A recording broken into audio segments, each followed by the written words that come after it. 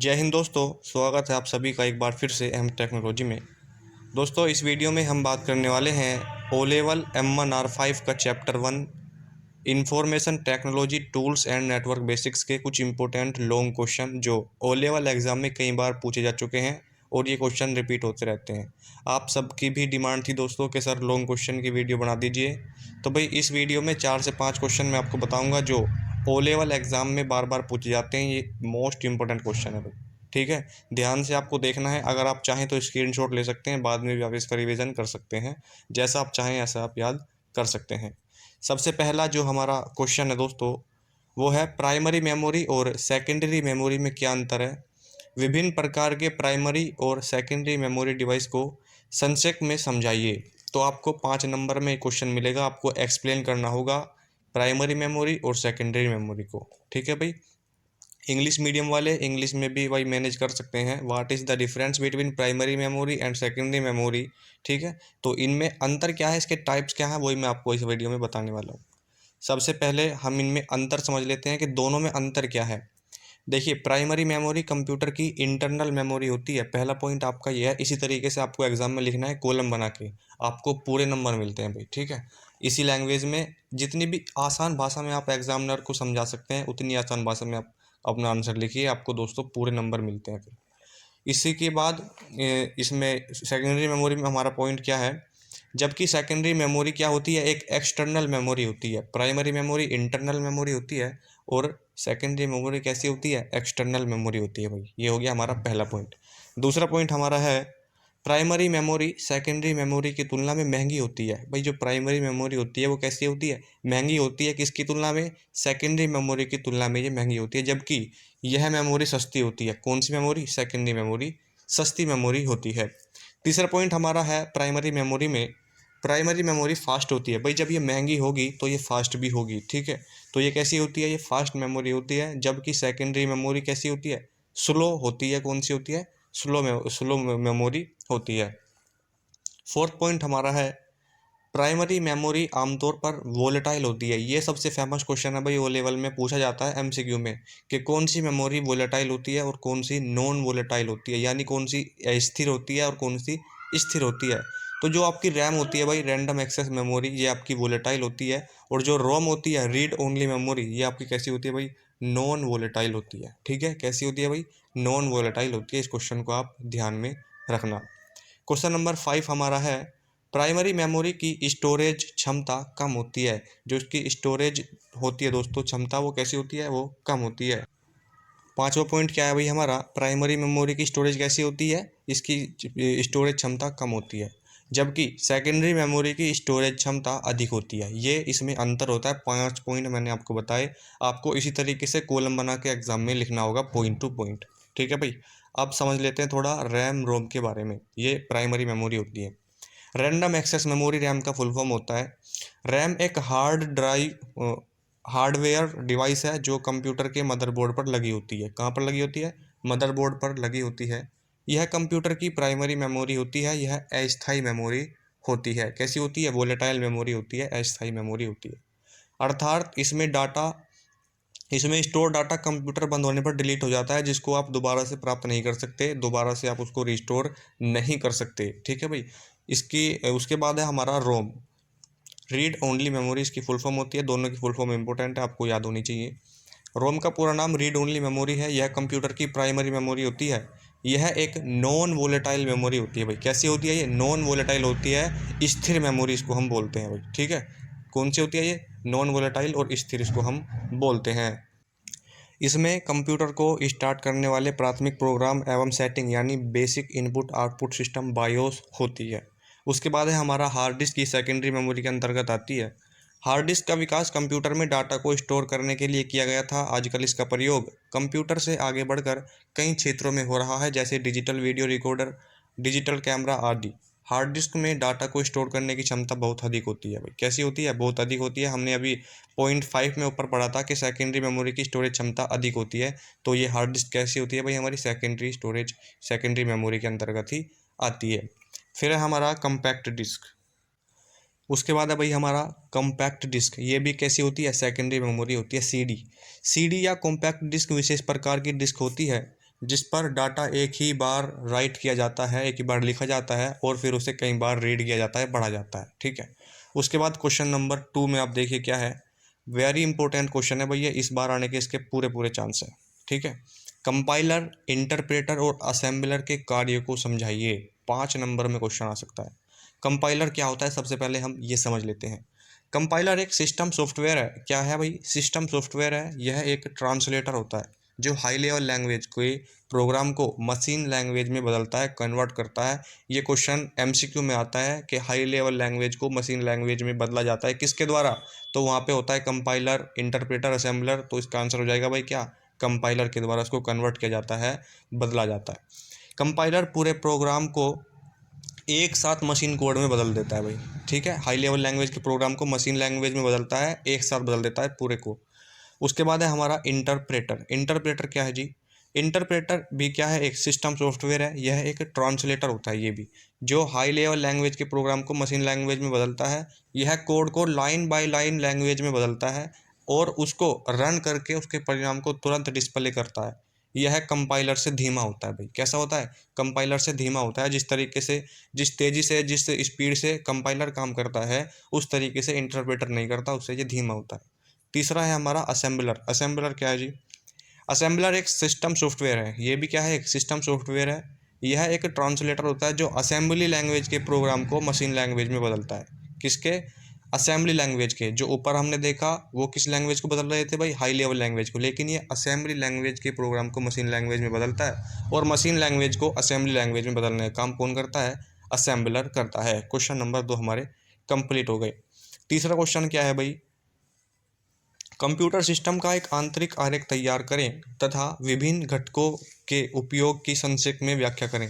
इस तरीके का अभी क्वेश्चन आपके एग्जाम में पूछा जाता है जिसमें आरेख वारेख बनवाता है आपसे। तो इसको भी आपको ध्यान से देखना है भाई। देखिए ये एक आरेख है, इसका आप स्क्रीनशॉट ले सकते हैं। 2-3 बार इसकी प्रैक्टिस करिए। एग्जाम में अगर आपने बना दिया तो भाई आपको पूरे नंबर मिल जाते हैं, चाहे आपने लिखा कम हो, लेकिन अगर इस तरीके का आप डायग्राम बना देते हैं तो पूरे नंबर आपको भाई मिलते हैं एग्जाम में।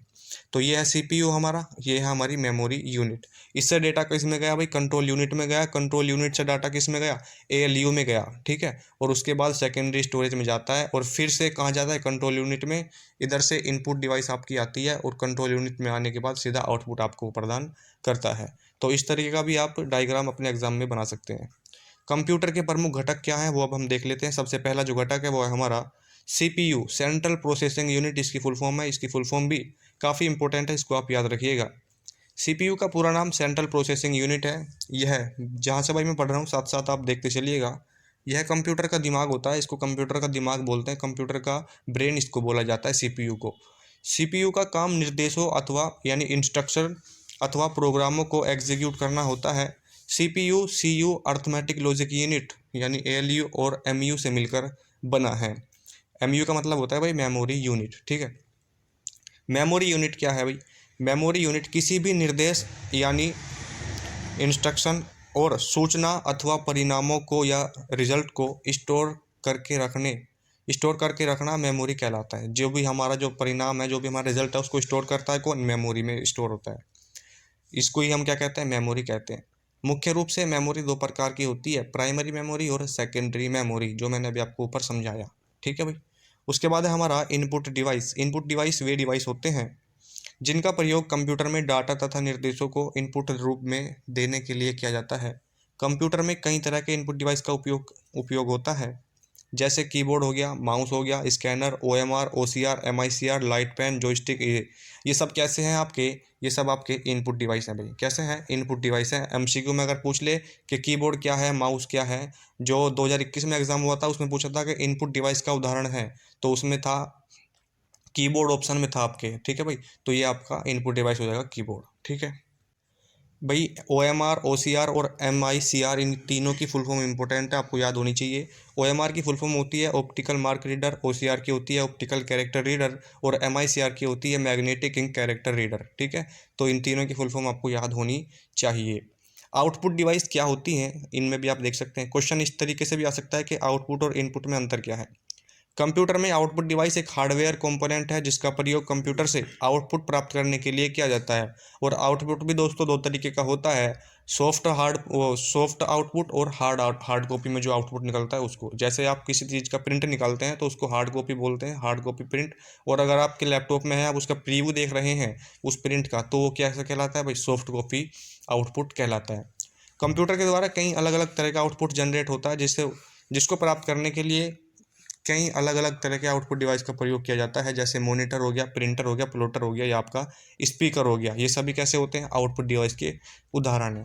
ठीक है भाई। Question number 4, system software, application और यूटिलिटी सॉफ्टवेयर के बारे में आपको यहाँ पे बताना है। सिस्टम सॉफ्टवेयर क्या होता है? सिस्टम सॉफ्टवेयर के द्वारा कंप्यूटर हार्डवेयर को नियंत्रित किया जाता है, कंट्रोल में किया जाता है। यह कंप्यूटर का प्रमुख प्रोग्राम होता है। इसके बिना कंप्यूटर को स्टार्ट नहीं किया जा सकता। सिस्टम सॉफ्टवेयर कई प्रकार के होते हैं, जैसे operating system, interpreter, debugger, linker, assembler, compiler. ये सब क्या होते हैं भाई? आपके सिस्टम सॉफ्टवेयर की कैटेगरी में आते हैं। सिस्टम सॉफ्टवेयर और एप्लीकेशन सॉफ्टवेयर के बारे में एक लॉन्ग क्वेश्चन आता है एग्जाम में, ये भी आपको याद होना चाहिए। एप्लीकेशन सॉफ्टवेयर क्या है? एप्लीकेशन सॉफ्टवेयर ऐसे प्रोग्राम को कहा जाता है जो किसी स्पेसिफिक काम को करने के लिए बनाए जाते हैं, किसी विशेष काम को करने के लिए बनाए जाते हैं। इस तरह के सॉफ्टवेयर को पर्सनली यूज़र की मदद के लिए डेवलप किया जाता है। एप्लीकेशन सॉफ्टवेयर कई प्रकार के होते हैं, जैसे MS वर्ड हो गया, एडोब फोटोशॉप हो गया, गूगल हो गया, क्रोम हो गया। ये सब कैसे हैं आपके? VLC हो गया। ये सब आपके एप्लीकेशन सॉफ्टवेयर के कैटेगरी में आते हैं, ये आपको पता होना चाहिए। उसके बाद यूटिलिटी सॉफ्टवेयर क्या होता है? यूटिलिटी सॉफ्टवेयर दोस्तों क्या है? एक प्रकार का सिस्टम सॉफ्टवेयर है। ये क्या है भाई? सिस्टम सॉफ्टवेयर है जो कंप्यूटर को कॉन्फ़िगर, एनालाइज, ऑप्टिमाइज और मेंटेनेंस करने का काम करते हैं। यूटिलिटी सॉफ्टवेयर कई प्रकार के होते हैं दोस्तों, जैसे विंडोज़ हो गया, ठीक है, एंटीवायरस हो गया, डिस्क हो गया, क्लीनर हो गया, डिस्क मैनेजमेंट। ये सभी क्या होते हैं? आपकी यूटिलिटी सॉफ्टवेयर के अंतर्गत आते हैं। क्वेश्चन नंबर 5, ये हमारा लास्ट क्वेश्चन है भाई आज का। एक्सप्लेन, क्योंकि ज़्यादा क्वेश्चन करने से कोई फ़ायदा नहीं है भाई। जो क्वेश्चन इंपॉर्टेंट मुझे लगे, जो क्वेश्चन बार बार पूछे जाते हैं, मैंने क्वेश्चन पेपरों में देखा कि कौन सा क्वेश्चन बार बार पूछा जाता है, कौन सा आने के चांस हैं, तो वही मैंने लिए हैं। ये लास्ट क्वेश्चन है। Explain the concept of virtual memory. Virtual memory क्या है भाई? ये आपको समझाना है। वर्चुअल मेमोरी क्या है? देखिए, वर्चुअल मेमोरी की अवधारणा को समझाइए और वोलेटाइल और नॉन वोलेटाइल मेमोरी का वर्णन कीजिए। देखिए, क्वेश्चन भाई आ चुका है, इंपॉर्टेंट है ये। वर्चुअल मेमोरी एक काल्पनिक मेमोरी होती है। कैसी होती है? एक काल्पनिक मेमोरी होती है जिसमें CPU, सेंट्रल प्रोसेसिंग यूनिट, अपने निर्देशों को अस्थायी यानी टेम्परेरी तौर पर स्टोर करता है। वर्चुअल मेमोरी मेन मेमोरी की कैपेसिटी को बढ़ाती है। वर्चुअल मेमोरी का प्रयोग तब होता है जब किसी प्रोग्राम को चलाने के लिए मेन मेमोरी की कैपेसिटी कम पड़ जाती है। कब हो जाता है इसका प्रयोग? जब जो हमारी मेन मेमोरी होती है उसकी कैपेसिटी कम पड़ जाती है, तब हम वर्चुअल मेमोरी का प्रयोग हम करते हैं। ठीक है। उसके बाद है हमारा वोलेटाइल मेमोरी। वोलेटाइल मेमोरी को हम टेम्परेरी मेमोरी के नाम से भी जानते हैं, जिसमें डाटा को स्टोर करने के लिए पावर सप्लाई का होना ज़रूरी होता है। अगर वोलेटाइल मेमोरी को पावर सप्लाई ना मिले तो उसमें डाटा को स्टोर नहीं किया जा सकता। जैसे हो गया हमारा रैम, रैंडम एक्सेस मेमोरी, एक वोलेटाइल मेमोरी है। कैसी है भाई? एक वोलेटाइल मेमोरी है। और जब तक कंप्यूटर ऑन रहता है तब तक रैम में डाटा स्टोर रहता है, लेकिन जैसे ही कंप्यूटर शट डाउन करेंगे, बंद करेंगे, रैम में से सारा डाटा क्या होता है भाई? डिलीट हो जाता है, इरेज हो जाता है। उसके बाद है हमारी non volatile memory. Non volatile memory वो हमारी होती है जिसमें डाटा भाई रहता है, कंप्यूटर बंद भी कर दिया आपने, जब भी डाटा उसमें रहेगा। नॉन वोलेटाइल मेमोरी दोस्तों वो मेमोरी होती है जिनमें पावर सप्लाई न होने पर भी डाटा डिलीट नहीं होता, इरेज नहीं होता। इस मेमोरी को परमानेंट मेमोरी भी हम बोलते हैं। अगर MCQ में पूछ ले कि किस मेमोरी को परमानेंट मेमोरी बोलते हैं, तो आपका आंसर हो जाएगा दोस्तों रोम। ठीक है भाई, क्या हो जाएगा? रोम हो जाएगा, या नॉन वोलेटाइल मेमोरी आप बोल सकते हैं। इस मेमोरी को परमानेंट मेमोरी भी कहते हैं।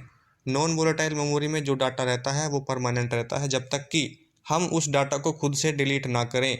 जैसे हार्ड डिस्क एक नॉन वोलेटाइल मेमोरी है, मैंने आपको बताया था। रोम कैसी है? एक नॉन वोलेटाइल मेमोरी है। अगर हम हार्ड डिस्क में किसी भी डाटा को स्टोर करें और फिर कंप्यूटर को शट डाउन कर दें, तब भी हमारा डाटा हार्ड डिस्क में सेव रहेगा, डिलीट नहीं होगा। और फिर कंप्यूटर स्टार्ट करने पर हम उस डाटा को हार्ड डिस्क के रीड ये पढ़ सकते हैं, उसको हम लिख सकते हैं। ठीक है। तो ये आपके 5 क्वेश्चन मैंने कराए जो इम्पोर्टेंट मुझे लगे। इन क्वेश्चनों को याद कर लेना सभी बच्चे, इसका स्क्रीनशॉट ले सकते हैं, पढ़ लेना बाद में जब भी आपको समय मिले। लेकिन ज़्यादा समय आपके पास नहीं है, 16 को एग्ज़ाम है, 4-5 दिन है। और इसमें M1R5 में भाई 9 चैप्टर है, 9 के 9 चैप्टर के जो इंपॉर्टेंट क्वेश्चन है, लॉन्ग क्वेश्चन, वो मैं आपको करा दूंगा। और MCQ मैंने ऑलरेडी कराए हुए हैं, आप जाकर देख सकते हैं। सभी बच्चे जो भी वीडियो देख रहे हैं, चैनल को दोस्तों ज़रूर सब्सक्राइब करना, वीडियो को लाइक करना। अगर आपको लगे कि हाँ हमें कुछ नया सीखने को मिला है तो भाई सभी बच्चे वीडियो को लाइक करेंगे और चैनल को सब्सक्राइब ज़रूर करेंगे। मिलते हैं नेक्स्ट वीडियो में, तब तक के लिए जय हिंद, जय भारत।